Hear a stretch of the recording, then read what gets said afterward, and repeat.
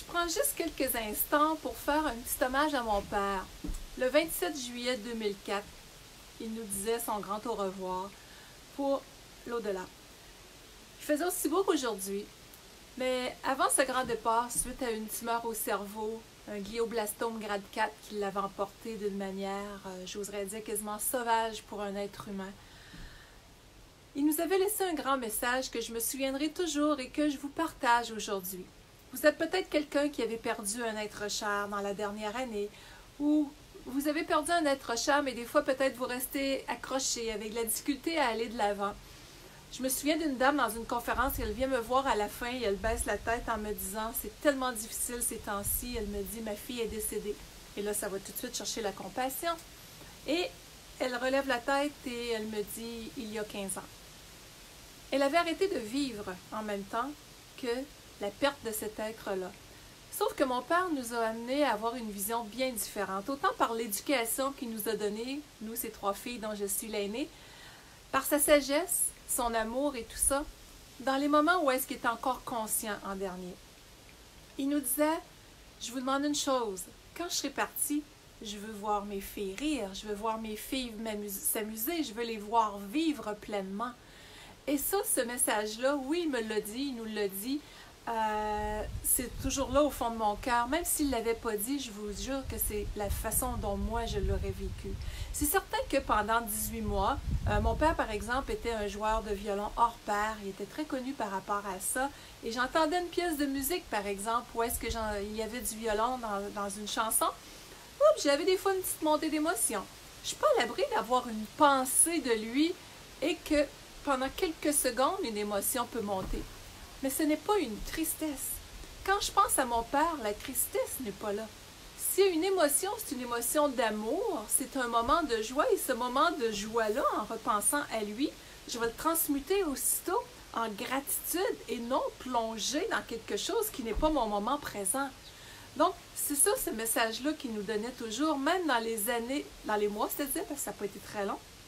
Ça a duré 15 mois, là, du diagnostic au décès. Mais tant qu'il a été conscient, parce qu'il y a eu 3 opérations au cerveau, on s'entend que d'une fois à l'autre, les facultés cognitives diminuaient, mais quand il était encore capable de communiquer, il nous invitait à rire dans sa chambre. Il nous demandait d'avoir cette joie de vivre-là qu'il avait su nous enseigner, même si, comme être humain, on passe tous par un petit coucou Marielle, je fais un petit spécial parce que c'est une histoire de famille, ces choses-là, donc un petit coucou spécifique pour toi aussi. Donc, papa, il y a 15 ans, était dans ses dernières heures de vie à ce moment-ci. Et puis, c'est dans une atmosphère de sérénité quand même que cet au revoir-là s'est fait et qu'il continue de se vivre. Est-ce que ça changerait quelque chose favorablement à notre vie si on cessait de vivre à ce moment-là, si on se mettait à le pleurer encore et encore et encore? La plus belle façon d'honorer une personne qu'on a perdue, c'est de vivre, c'est de rayonner, c'est de porter la joie au lieu de s'apitoyer dans une situation qui n'existe plus. Oui, ça fait mal quand on perd quelqu'un qu'on aime, mais la vie continue. Donc, se donner le droit de cette transition-là, mais rebondir. Et comme dit mon ami Gaëtan Morin et collègue, qu'une dame lui avait raconté un jour, elle avait perdu un enfant, et je lui donne vraiment le crédit autant à cette dame-là qu'à Gaëtan. Elle avait perdu un petit bonhomme de 9 ans. Et quelqu'un lui dit au passage, si on vous avait dit, venant du ciel, il va y avoir un petit enfant qui va être sur terre pendant juste 9 ans, c'est vous qui veut avoir comme maman. Vous l'auriez pris à ce moment-là, désolé pour la petite coupure en direct, c'est des choses qui arrivent. Vous l'auriez pris, ce petit enfant-là.